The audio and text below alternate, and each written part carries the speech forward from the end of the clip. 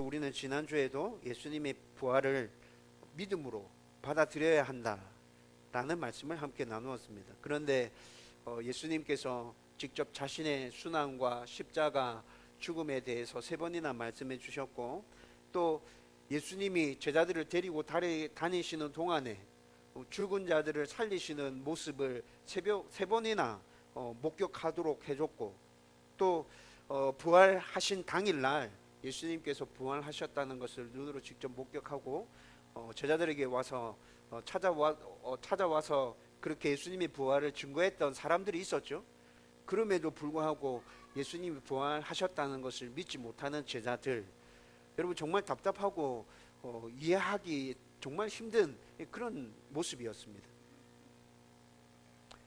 하지만 제자들의 이런 모습이 바로 그들만의 문제, 그들만의 모습이 아니라 저와 여러분들의 모습이라고 그랬죠. 여러분 21세기에 접어들면서 성경이 지어낸 이야기다 라고 주장하면서 이를 증명하기 위하여 과학을 동원하고 또 논리를 동원하고 있는 수많은 무신론자들이 폭발적으로 증가했습니다. 그 중에서도 천지창조와 부활은 그들에게 있어서 굉장히 좋은 먹잇감이죠. 6일 만에 하나님이 세상을 만들었다고 웃기는 소리 하고 있네. 죽었다고 다시 살아났다고? 그러고 며칠 있다가 하늘로 다시 올라갔다고? 뻥치지 마라. 이러면서 이 사람들이 이것이 허구라는 것을 증명하기 위해서 수많은 시도들을 하고 있죠. 여러분 기독교 과학자들도 이들의 이런 시도들에 대항해서 논리적이고 과학적으로 성경에 있는 이야기들을 증명해낼 수 없을까 고민하면서 그들도 연구하고 있고, 또 그들도 여러 가지 시도들을 하고 있습니다. 그리고 상당히 여러 가지 결과물들을 도출해내고 있는 것도 사실입니다. 그리고 아마 오늘 이 시간에도 어느 곳에서는 무신론자와 유신론자, 하나님을 부정하려는 자와 하나님을 인정하는 자들 사이에서 치열하게 논쟁이 펼쳐지고 있을 겁니다. 여러분 제가 생각하기로는 예수님 다시 이 땅에 오실 때까지 이 논쟁은 결론나지 않은 상황에서 계속 이어질 것입니다. 더 치열해질 것이고 더 복잡하게 전개될 거예요. 여러분 이렇게 논쟁이 진행되고 있는데 아직까지 이 논쟁은 결론나지 않았죠. 그 어느 쪽도 명확하게 100% 이것이 확실하게 진리다라고 상대를 설득시킬 만한 증거들을 딱 제시해 놓고 있지 못해요.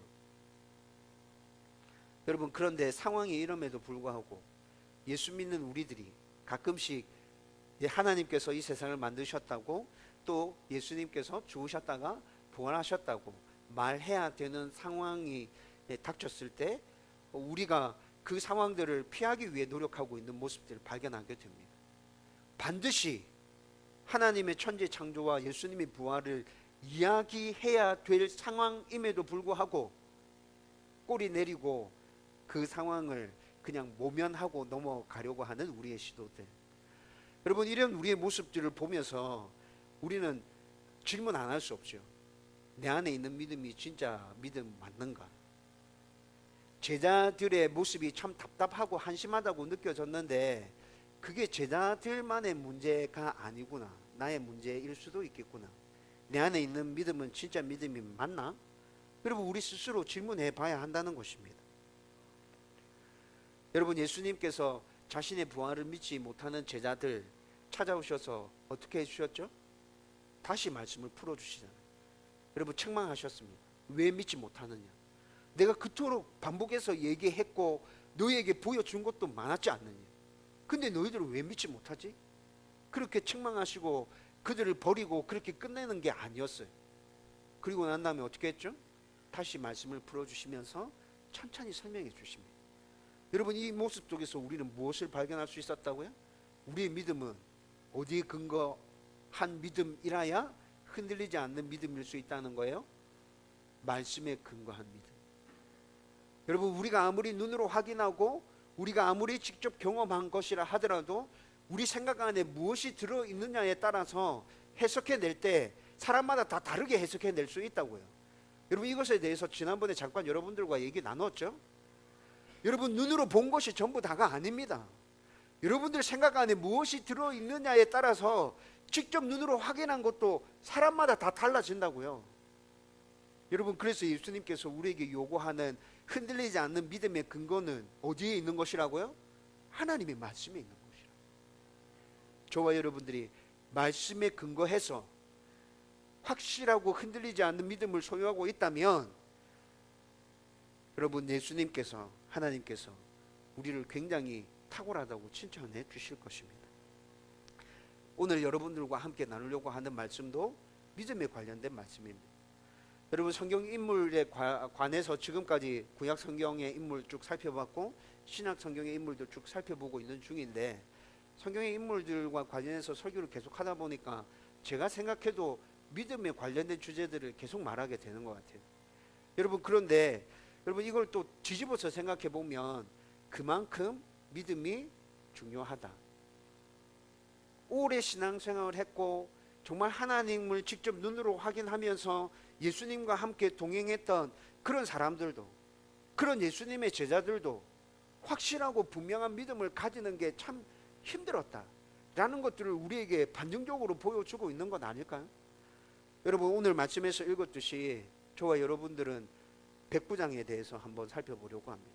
여러분, 이 백부장도 똑같이 믿음에 대해서 우리에게 뭔가를 보여주고 있습니다. 여러분, 오늘 말씀을 함께 나누면서 이 백부장이 가지고 있었던 믿음은 어떤 것이고, 나는 이 백부장의 모습을 보면서 어떤 믿음을 가져야 될 것인지 저와 여러분들이 함께 교훈을 얻을 수 있게 되기를 주님의 이름으로 축원드립니다. 신약 성경에 좀 자세하게 백부장에 대해서 소개하고 있는 사람은 3명입니다. 오늘 본문에 등장하고 있는 이 백부장, 그리고 예수님께서 십자가에 못 박혀서 돌아가실 때 참으로 하나님의 아들이 맞았구나 라고 고백하고 있는 그 백부장, 그리고 사도행전에 넘어가면 최초로 세례를 받고 교회 공동체 안에 들어오는 고넬료가 백부장이었죠. 여러분, 이 세 사람이 성경에서 백부장이라는 직책으로 좀 자세하게 소개되어진 사람들입니다. 그런데 이들은 로마 군대의 백부장이었다는 공통점, 그리고 모두 다 이방인이었다는 공통점, 또 신기하게 세 사람 모두 다 믿음의 사람이었죠. 이런 공통점들이 있습니다. 그리고 굉장히 중요한 공통점 하나는 하나님께서 우리를 구원하시기 위한 하나님의 계획. 여러분, 이것을 짧게 얘기하면 구속사라고 얘기하죠. 하나님이 우리를 구원하시기 위한 계획. 성경 전체는 하나님께서 우리를 구원하기 위한 이 계획들이 쭉 흘러가고 있는 것들을 보여주고 있잖아요. 여러분, 이 구속사에서 이 3명은 결정적인 역할을 다 담당하고 있어요.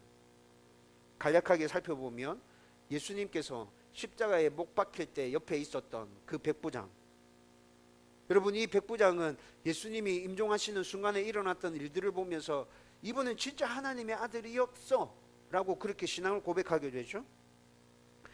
여러분, 예수님께서 십자가에 못 박힐 때 예수님을 따르던 제자들 어떻게 했습니까? 다 도망갔죠. 예수님을 따르던 사람들은 그들도 다 도망갔습니다.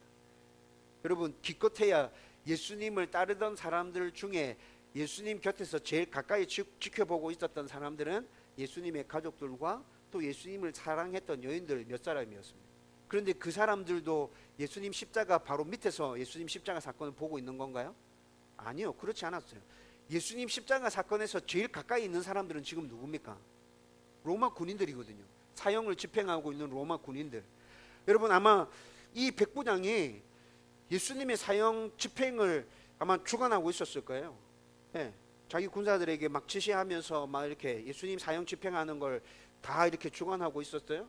그런데 그때 성경을 보면 어떤 일이 일어나죠? 예수님께서 십자가 달려서 임종하기 직전에 지진이 일어나고 흑암이 임하게 되고 무덤이 갈라지고 죽었던 자들이 살아나고, 여러분, 완전 천지가 개벽하는 일들이 그때 일어나게 되죠.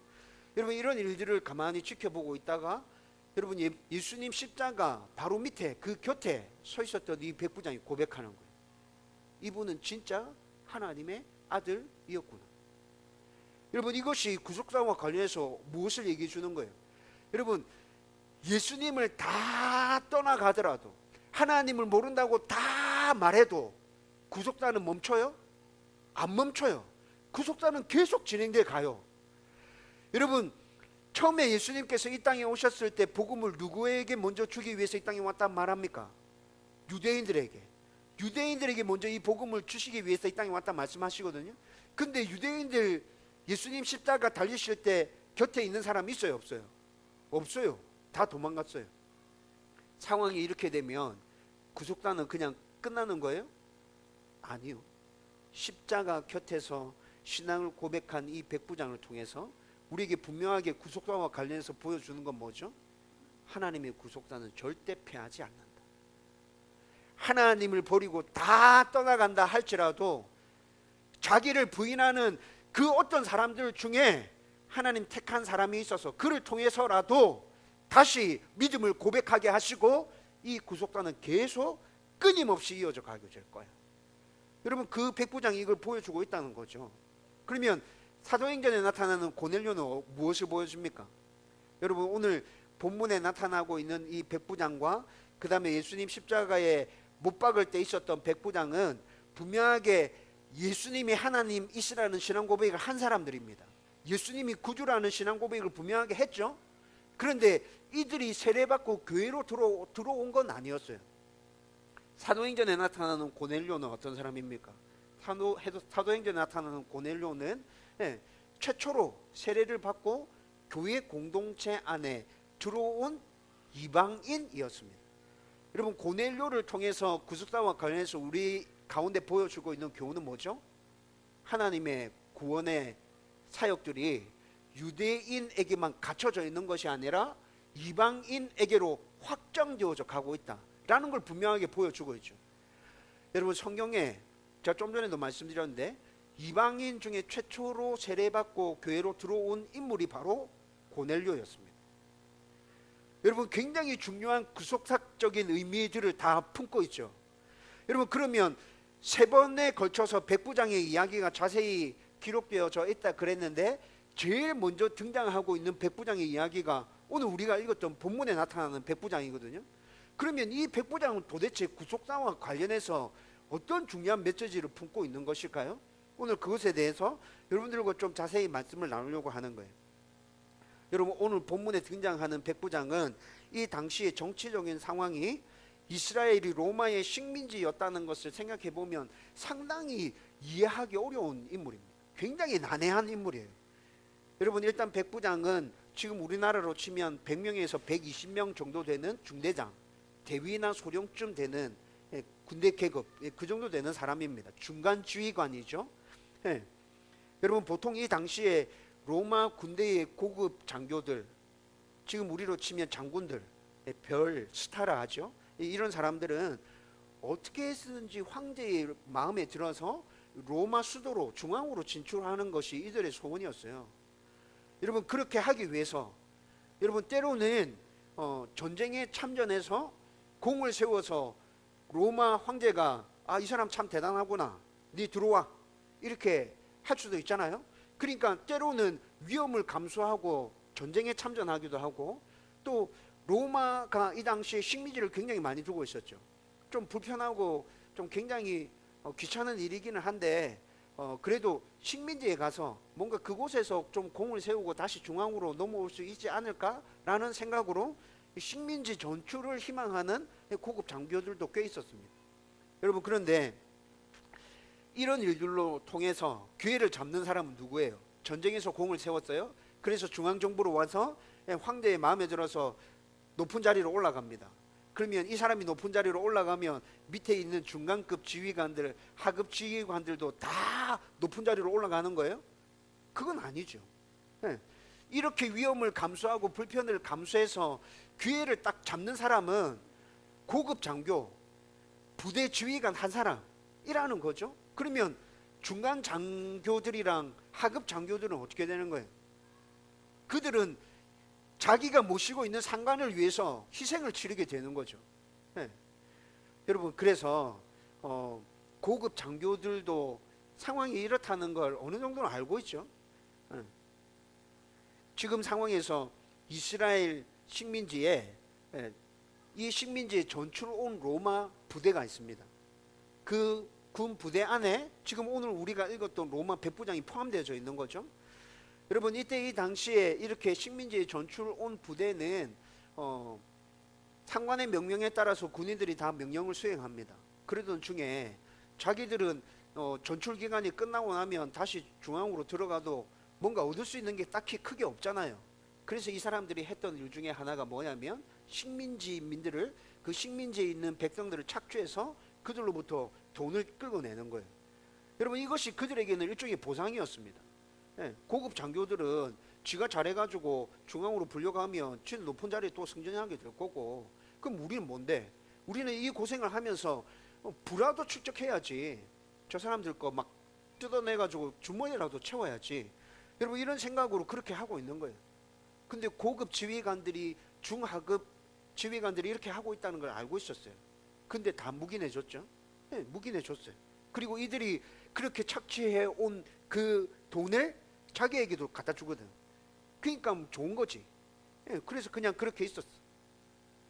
여러분, 상황이 이렇게 전개되고 있다는 걸 머릿속에 집어넣고, 그러면 이제 로마 군인들과 유대인들의 관계에 대해서 한번 생각해 보세요. 상황이 이렇게 전개되고 있어요. 그러면 로마 군인들과 유대인들의 관계가 좋았을까요? 좋을 리가 절대 없죠. 그렇죠? 유대인들, 여러분들이 유대인들이었다면 로마 군인들 어떻게 바라볼 거야? 죽일 놈들, 저런 죽일 놈들, 저거 인간 아니야, 저것들 인간 아니야, 저거 진짜 짐승만도 못한 놈들이다. 여러분, 그렇게 보는 시각이 당연한 거 아닙니까? 여러분, 유대인들은 그렇게 보는 게 당연하다고 이해가 되는데, 그러면 로마 군인들은 유대인들을 또 어떻게 볼까요? 돈주머니로 보겠죠. 어떻게 해서든지 털어내가지고 있는 거 빡빡 긁어가지고 내 주머니를 채워야 될 그런 아주 중요한 근원지로 그 식민지 사람들을 다 바라보고 있을 거예요. 어떻게 해서 저것들 다 긁어내가지고 내 주머니 다 채울까? 여러분, 서로 이런 관점으로 바라보고 있다면, 여러분 이 안에 뭐 이해나 배려나 사랑이나 이런 말들은 진짜 그냥 쓰레기통에 다 집어 넣어버린 거죠. 쓰레기통에 다 들어간 지 오래됐어요. 그런데 오늘 등장한 이 백부장이, 여러분 이 당시 가지고 있었던 로마 군인들과 유대인 사이에 일반적으로 이해되었던 이런 모든 상황들을 다 깨뜨려 버리고 있습니다. 오늘 2절 말씀에 보면 이렇게 얘기합니다. 백부장이 사랑하는 종이 병들었다. 사랑하는 종이 병들었다. 여러분, 여기서 종은 헬라어로 찾아보면 노예를 말하고 있습니다. 노예. 여러분, 이 노예는 식민지 백성들을 로마 군인들이 굉장히 함부로 대하죠. 그런데 그 식민지 백성들보다도 계급적으로 더 밑에 있는 최하층민을 뜻하는 단어가 오늘 본문에 쓰여져 있는 이 종이라는 단어입니다. 노예라는 단어잖아. 그렇죠? 여러분, 그런데 이 노예를 이 백부장이 어떻게 하고 있어요? 사랑한다 나와 있어요. 사랑한다는 단어를 찾아봤어요. 헬라어로 이 사랑한다는 단어가 어떤 단어로 쓰여졌지? 존중하는, 소중한이라는 단어를 사랑한다는 단어로 사용했습니다. 여러분, 이거 존중하는, 소중한 이런 단어가 사랑하는 단어였다면 이 단어를 가지고 백부장이 했던 행동들을 추측해 보면, 윗사람이 아랫사람을 소중하게 품어주고 존중해주고 인격적으로 대우해주면서 그를 자랑했다는 말이구나, 우리 이렇게 이해할 수 있죠. 그런데 그게 아니야. 여러분, 이 의미를 전체적으로 다 풀어보면, 여러분 이게 어떻게 되냐면, 주인이 종이 되어서 종을 우러러 보면서 그를 존중해주고 떠받치고 섬겨주고 사랑해주는 거를 지금 오늘 본문 2절에서 표현해주고 있는 거예요. 여러분, 백부장이 자기 종을 얼마나 사랑했는지 이제 이해가 되죠? 여러분, 이 정도로 사랑했어요. 여러분, 백부장이 종을 이 정도로 사랑했다면 그때 그 당시에 주인과 종의 관계에서 있었던 그 기본적인 이해와 틀들을 다 깨부시고 있는 게 맞습니까? 그렇죠. 사람들이 이 백부장을 보면서 이해됐겠어요? 저 사람 진짜 이상하네, 저 왜 저러지? 여러분, 그리고 3절 말씀에 보면 자기 종에 대해서만 이렇게 하고 있는 게 아니야. 유대인 장로들을 예수님께 보내어서 자기 종을 고쳐달라고 청하고 있죠. 여러분, 여기서 로마 군인과 유대인 사이의 그 일반적인 관계에 대한 이해도 다 깨트려 놓고 있어요. 여러분 앞서 설명한 것에 따르면 로마 군인들과 유대인들은 절대로 가까워질 수 없는 관계이죠. 여러분 더구나 유대인들의 장로들, 이 사람들은 유대인들의 지도자들이라는 말이에요. 여러분 유대인들의 지도자들과 로마 군인들은 보통 일반 서민들보다도 더 가까워지기 힘들었을 거예요. 왜냐하면 유대인들의 지도자라고 했잖아, 장로들이. 그렇죠. 여러분 이 사람들이 어떻게 하는지 유대인들이 지금 다 쳐다보고 있잖아. 이 사람들의 말 한마디에 따라서 폭동이 일어나기도 했어요. 여러분 그러니까 유대인들도 다 알아. 지금 자기들 백성이 자기들만 바라보고 있다는 거.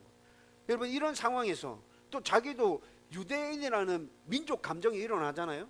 여러분 이런 상황에서 로마 군인들이 곱게 봐줬을까요?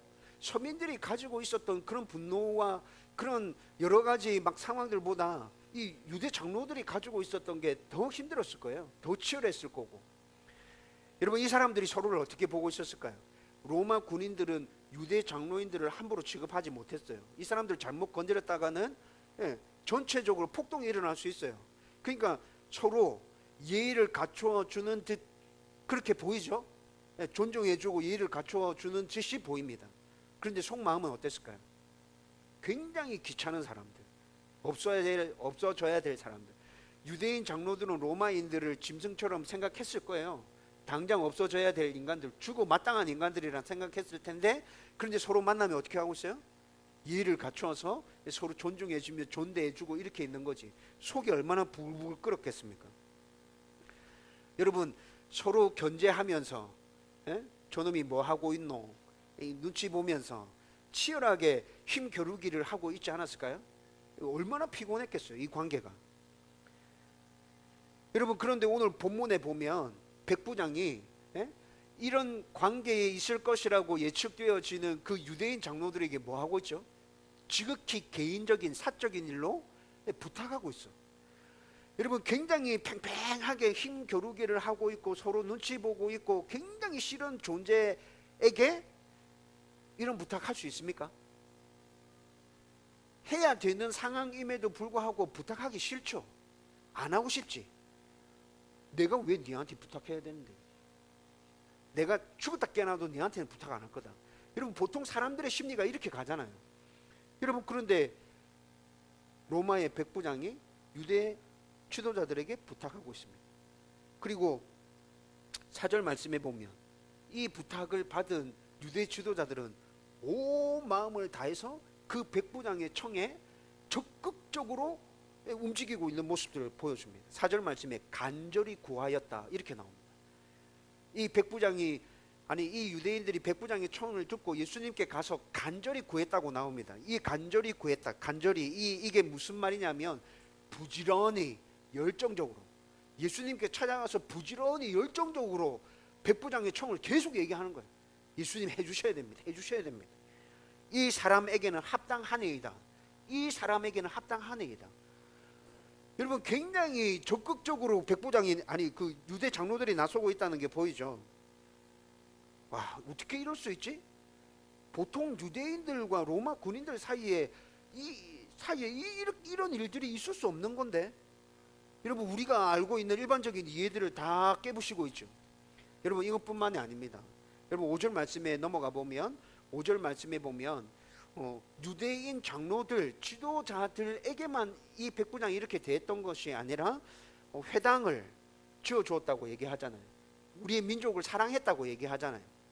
여러분 유대 지도자들이 예수님께 찾아가서 백부장이 청을 꼭 들어줘야 된다고 얘기하면서 지금 왜 들어주어야 하는지 5절에 그 이유를 제시하고 있는 거거든요. 근데 그 이유를 보면 이 사람은 우리 민족을 진짜 사랑했고요, 이 사람은 우리 민족을 위해서 회당을 지어줬어요, 이렇게 얘기하고 있다는 거죠. 이 백부장이 도대체 유대인들을 얼만큼 사랑했다는 거야. 여러분 제가 또 여기 나타난 사랑이라는 단어를 또 찾아봤어요. 이 사랑이라는 단어는 어떤 단어가 쓰여졌지? 여러분 헬라어의 사랑을 나타내는 단어가 굉장히 여러 가지가 있습니다. 찾아보니까 이 사랑은 여러분 하나님께서 우리에게 베풀어 주신 사랑, 아가페 이렇게 얘기하죠. 여러분 그 단어가 써있어요. 아가파. 여기서는 아가파라고 얘기합니다. 그 무조건적인 사랑, 신적인 사랑이 여러분 지금 백부장이 유대인들에게 베풀어 준 사랑으로 표현되어지고 있다고요. 여러분 이 백부장은 유대인들을 위해서 무조건적인 사랑을 베풀어 준 거예요.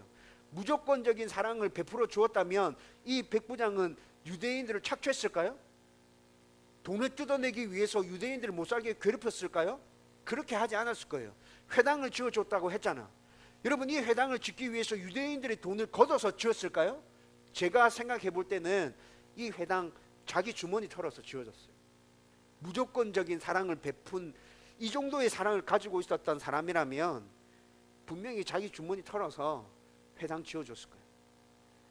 여러분 이 백부장이 이런 사람이었다고. 지금 여기까지 살펴보면 지금까지 우리가 알고 있었던 로마 군인과 이스라엘 백성들 사이의 그 관계에 대한 이해들이 완전히 다 깨트려졌다는 거 여러분 충분히 동의되잖아. 그렇죠? 모든 걸 다 깨트려 버렸어요. 그러니까 이 백부장을 이해하기 너무 힘든 거예요. 이때 이 당시에 사람들의 시각으로 백부장을 바라보면 도무지 이해 안 되는 사람이에요. 완전 미친 사람인 거지. 정신 나간 사람. 저 왜 저러지? 여러분 그런데 여러분 그 이상한 시각을 성경적인 관점으로 돌려서 한번 생각해 보세요. 여러분 백부장의 모습에서 뭐가 보입니까? 이 백부장의 모습에서 어떤 모습이 보여요? 이웃 사랑의 모습이 보입니까? 하나님 사랑의 모습이 보입니까? 이때 이 당시의 사람들은 이 백부장의 모습을 보면서 전혀 이해할 수 없었습니다. 미친 사람으로 치부했습니다. 그런데 그 관점을 성경적인 관점으로 돌려놓고 보면 이웃 사랑의 모습이 이 백부장의 모습 가운데서 나타납니다. 하나님의 사랑의 모습이 보입니다. 아니 목사님 좀 전까지 설명해 준 거 다 들어보면 이 백부장이 진짜 이웃을 사랑했다는 것까지는 충분히 동의가 돼요. 그런데 하나님의 사랑, 하나님을 사랑하고 있다는 모습이 어디에 드러나고 있는 거죠? 여러분 이렇게 질문할 수 있어요. 그런데 오늘 말씀 전체적인 거 꼼꼼하게 살펴보면 이 백부장이 하나님을 사랑하고 있다는 것도 나타나고 있습니다. 여러분 6절 말씀에 보면 유대인의 장로들의 청을 수용해서 예수님께서 백부장의 집으로 오고 있죠. 여러분 오고 있다는 소식을 들은 이 백부장이 다시 자기 친구들을 보내어서 오지 마시고 그냥 말씀만 하세요. 그러면 내 종이 나을 거예요 라고 말합니다. 6절 말씀에. 그런데 그 6절에서 이 백부장이 예수님을 칭할 때 주라고 칭하는 단어가 나타납니다. 여러분 성경을 읽다 보면 주라고 칭하는 이 단어가 굉장히 많이 나타나잖아요. 여러분 이 주라는 단어들 어떤 상황에서 쓰냐. 보통 유대인들은 하나님으로 인식했을 때 이 주라는 단어를 쓰게 됩니다. 여러분 그런데 백부장이 유대인입니까? 백부장 유대인 아니죠. 로마인이죠. 그렇죠? 로마인도 이 주라는 단어를 씁니다. 그런데 이 주라는 단어 로마인은 어떨 때 쓰냐. 상대를 지극히 높여줄 때 주라는 단어를 씁니다. 여러분 유대인들이 주라는 단어를 쓸 때 하나님으로 인정하고 쓰는 것, 로마인이 주라는 단어를 쓸 때 상대를 높이기 위해서 쓰는 것, 이거는 굉장히 개입이 엄청나게 많이 나는 거죠. 그렇죠?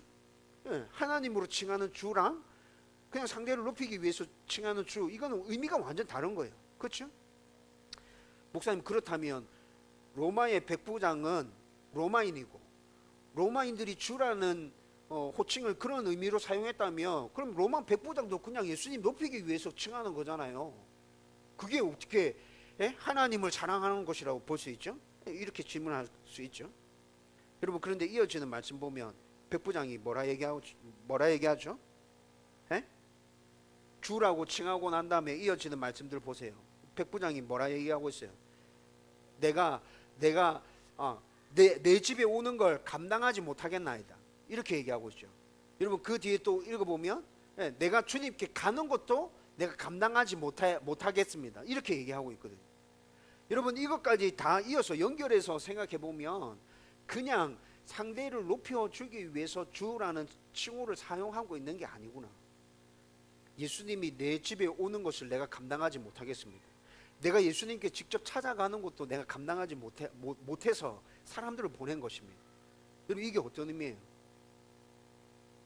여러분 베드로가 떠오르시나요? 베드로? 예수님께서 베드로에게 찾아가셨어요. 사람들에게 하나님의 말씀을 쭉 풀어서 설명하고 난 다음에 베드로에게 말씀하십니다. 깊은 데 가서 그물 내려라.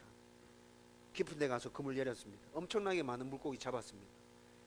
그 순간에 베드로가 깨닫게 된 것이 있습니다. 무엇이었습니까? 이분은 하나님이구나. 이분은 하나님이구나. 어떻게 했죠? 엎드렸죠. 그 앞에 엎드려서 베드로가 얘기합니다. 주님, 저는 죄인입니다. 저를 떠나십시오. 여러분, 베드로가 예수님을 어떻게 인식했다는 말입니까? 하나님으로 인식했다는 말이죠. 여러분, 백부장이 감당하지 못하겠나이다 라고 고백하고 있습니다. 예수님을 어떤 분으로 인식하고 있는 거예요? 하나님으로 인식하고 있죠. 여러분, 하나님을 사랑하고 있다는 모습이 나타나나요? 예? 예. 하나님 사랑하고 있다는 모습이 이렇게 나타나죠. 여러분, 그렇다면 이 백부장이 가지고 있었던 이웃 사랑과 하나님 사랑은 도대체 어떻게 생겨난 걸까? 이웃 사랑과 하나님 사랑은 성경에서 주로 얘기해 주고 있는 거잖아요. 그러면 이 사람이 어떻게 이걸 알게 됐지? 어떻게 이렇게 놀라운 믿음을 이 사람이 가질 수 있게 되었지? 여러분, 이런 궁금증이 생깁니다. 그런데 오늘 본문에서는 그것과 관련해서는 아무것도 말해주지 않습니다. 어떻게 해서 이 백부장이 이런 신앙을 가지게 됐는지, 이웃 사랑과 하나님 사랑을 어떻게 해서 알게 됐는지 우리는 전혀 오늘 말씀에서 알아낼 수 있는 게 없다는 거예요. 여러분, 이런 상황 가운데서는 합리적인 추측을 해야 합니다. 여러분, 성경을 해석할 때 합리적으로 추측하는 것도 굉장히 성경 해석하는 데 있어서 중요한 방법 중에 하나입니다. 이상하게 해석하는 거 말고. 여러분, 마가복음 12장에 보면 한 서기관이 예수님께 찾아와서 예수님을 올가매려고 여러 가지 질문을 했는데, 그 질문에 대해서 굉장히 답변을 잘하는 예수님의 모습을 보면서 깜짝 놀라면서 정말 궁금한 것이 하나 생겨났던 서기관이 있었습니다. 그 서기관이 예수님께 질문합니다.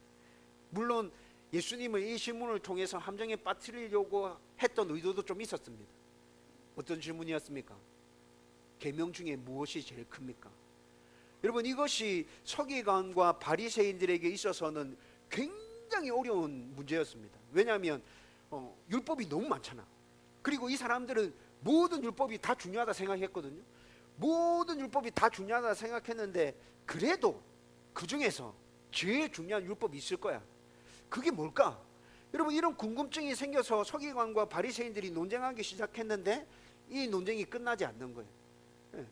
이게 중요하다는 사람도 있고 이게 중요하다는 사람도 있고 막 찢고 볶고 싸웁니다. 너무 어려운 문제였어요. 결론을 못 내고 있는 상황이었는데 이 서기관은 아마 진짜 궁금했던 것 같아. 어떤 계명이 제일 큽니까? 그리고 이 질문은 우리가 수많은 서기관과 바리새인들이 서로 논쟁하면서 오랜 시간을 보냈는데도 풀어내지 못했던 문제였기에 이 문제라면 예수도 꼼짝없이 걸릴 거다. 질문했죠. 예수님 답하십니다. 명쾌하게 답해 주시죠. 여러분, 그런데 예수님께서 이 질문에 대한 답이 그냥 자기가 생각해낸 답이 아니라 성경을 근거로 답하신 거라는 걸 알고 계십니까? 예수님께서 이 질문에 대해서 말씀하실 때 하나님 사랑과 이웃 사랑에 대해서 말씀하십니다. 그런데 하나님 사랑과 이웃 사랑, 구약 성경에 어떤 말씀을 근거로 답하셨냐? 신명기 6장에 마음을 다하고 뜻을 다하고 정성을 다하여 주 너의 하나님을 사랑하고 이렇게 나오죠. 여러분, 하나님을 사랑하라고 답합니다. 레위기 19장에 가보면 이웃을 내 몸과 같이 사랑하라는 말씀이 있습니다. 여러분, 이 두 말씀을 가지고 율법에서 가장 중요한 거 뭐냐고 너 물었지.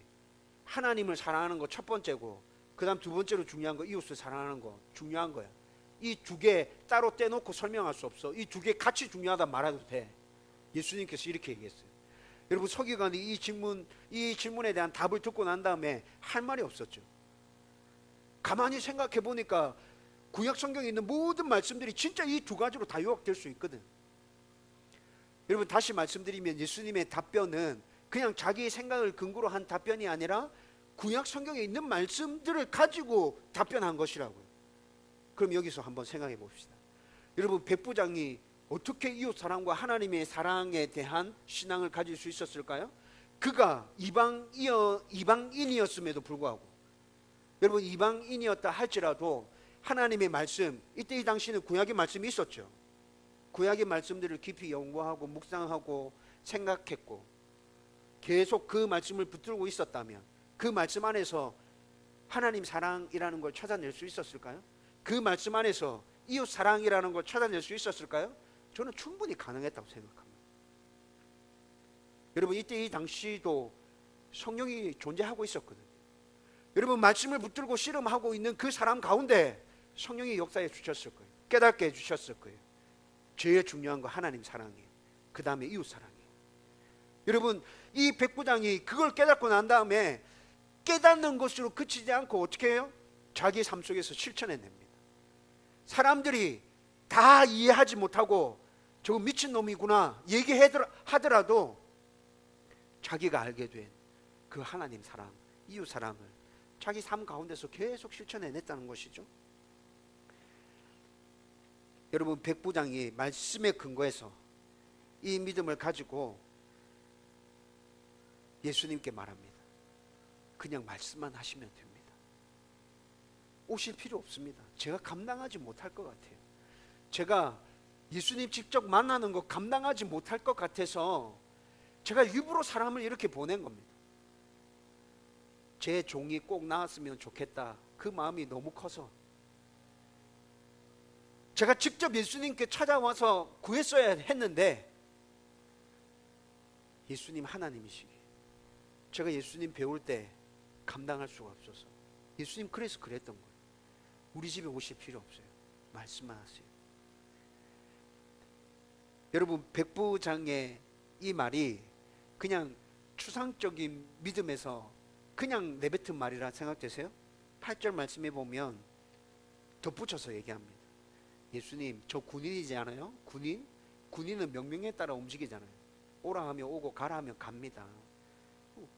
이 세상 만물의 주인이신 예수님께서 그냥 말씀만 하시면 되는 거지. 저도 명령에 따라서 오라 하면 가고 가라 하면 또 이렇게 가는데 굳이 우리 집까지 오실 필요 있겠어요, 예수님? 여러분, 이 백부장의 믿음이 진짜 실제적인 믿음이고 굉장히 구체적인 믿음이라는 게 딱 보여지지 않습니까? 여러분, 천지 창조 이후에 인류사가 시작되고 난 다음에 여러분, 이런 믿음을 가진 사람 찾아보기 진짜 힘들었습니다. 구약시대 이스라엘 백성들에게 복음의 문이 열려져 있었죠. 구약시대 때는 이스라엘 백성들에게만 복음의 문이 열려져 있었잖아요. 네, 그런데 복음의 문이 열려져 있었던 그 구약시대 이스라엘 백성들 가운데서도 이런 믿음을 가진 사람을 찾기 힘들었다고요. 아브라함이 우리는 믿음의 조상이라 얘기합니다. 그런데 아브라함이 처음에 이런 믿음을 가졌습니까? 아브라함이 어떻게 위대한 믿음의 조상이 될 수 있었죠? 처음에 완전 좌충우돌이었잖아. 좌충우돌. 예? 그런 상황 가운데 하나님께서 다듬으시고 결국 믿음의 조상이 되었죠. 이스라엘 백성들이 출애굽하면서 수백만의 큰 민족을 이루어서 나오게 되죠. 여러분, 그때 그 수백만의 이스라엘 민족들이 전부 다 믿음의 사람들이었습니까? 아니요, 그렇지 않았죠. 여러분, 굉장히 많은 이스라엘 백성들이 있었지만 가나안 땅을 정탐하기 위해서 보냈을 때 진짜 믿음의 사람은 여호수아와 갈렙뿐이었습니다. 여러분, 굉장히 믿음 가진 사람을 찾아보기 힘들었다. 예수님께서 공생의 사역을 시작하셨을 당시에는 어땠을까요? 예수님께서 기적을 보여주셨어요. 말씀을 직접 가르치셨어요. 여러분, 그 기적을 보고 그 말씀들을 보면서 사람들의 믿음이 쑥쑥 자라났을까요? 그렇지 않았어요. 여전히 믿음을 가진 사람은 찾아보기가 너무나도 힘들었어요. 그런데 예수님께서 이 백부장을 만난 거예요. 여러분, 이때 이 당시는 예수님께서 공생의 사역을 시작하고 1년 정도 지났을 때라고 추측합니다. 여러분, 예수님은 이미 생각 속에 이방인들을 향한 구원까지도 다 생각하시고 사역하고 계셨겠지만 겉으로 눈으로 딱 드러나게는 이때 이 당시에는 유대인들을 위한 구원 사역이 이렇게 펼쳐지고 있을 때였어요. 그런데 이방인 중에 이런 사람을 만난 거예요. 예수님 정말 놀란 거죠. 예수님께서 칭찬합니다. 너 진짜 대단하구나. 너 정말 대단하다. 유대인 중에 너만한 믿음 가진 사람 없어. 와, 너 정말 훌륭해. 그리고 예수님께서 네 종 낳을 거야 라고 얘기합니다. 여러분 9절 10절 말씀에 종이 나았다라고 얘기하는데 그 나았다라는 이 단어는 육체적인 병만 고쳐지고 나았다는 의미가 아닙니다. 예수님께서 네 종 나았다라고 얘기할 때 이 말 헬라어로 살펴보면 육신의 병과 영혼의 문제와 모든 전인격적인 문제가 온전하게 회복되어진 것을 말하는 단어가 쓰여졌습니다. 종에게 기적이 일어난 거예요. 그렇죠? 여러분 이 기적이 어디서부터 시작된 겁니까? 백부장의 믿음. 백부장의 믿음에서부터 이 기적이 시작된 거예요.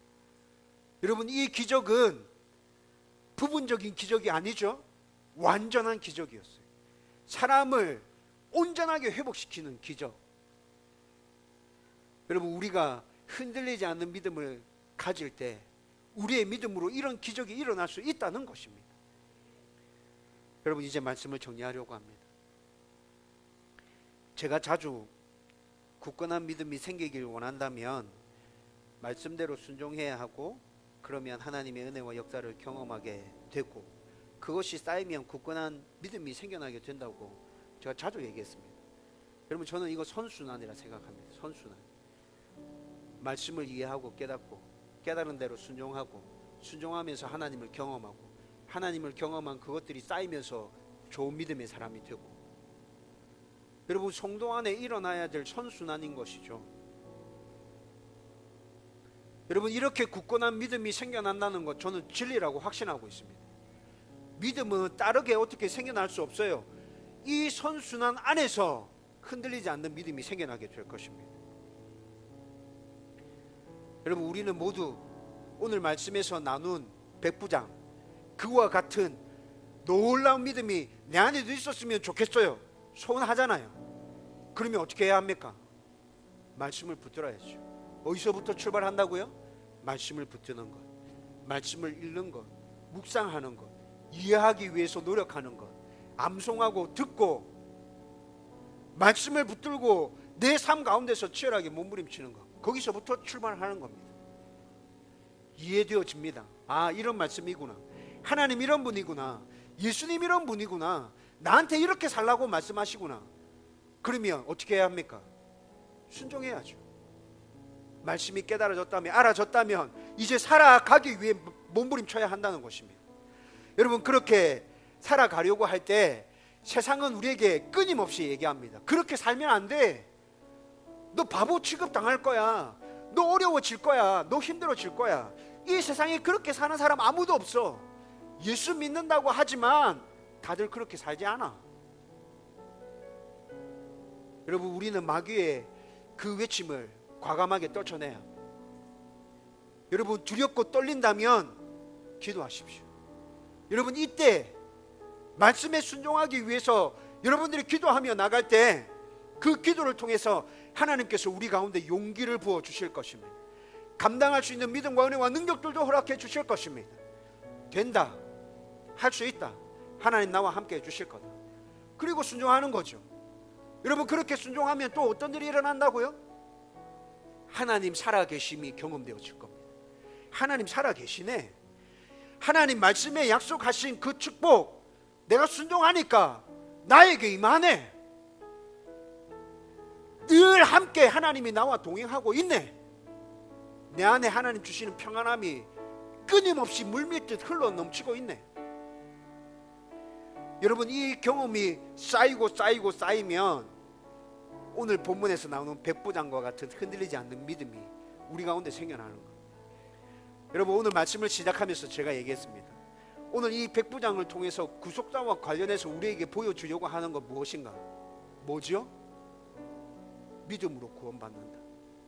믿음으로 구원받는다. 여러분 제가 좀 전에 말씀드렸죠. 여러분 예수님 공생의 사역 시작하신 지 1년 조금 지난 시점에서 이 사건이 일어났습니다. 여러분 이때까지 예수님은 유대인들에게 집중해서 말씀을 선포하셨습니다. 그런데 난데없이 이 백부장의 사건이 튀어나왔습니다. 무엇입니까? 유대인이 아니라 할지라도 믿음으로 구원받는다. 구속자와 관련지어서 이거 굉장히 중요한 진리 선포 아닙니까? 여러분 오늘 말씀을 통해서 정말 저와 여러분들 가운데 백구장과 같은 그런 믿음 내 안에 있으면 좋겠다. 어떤 상황 가운데서도 흔들리지 않는 그 믿음, 예수님도 깜짝 놀라게 할 만한 그 믿음 내 안에 있으면 좋겠다. 간절하게 소원하고 말씀을 붙들고 몸부림치며 나가는 우리 성도들 다 되기를 주님의 이름으로 축원드립니다.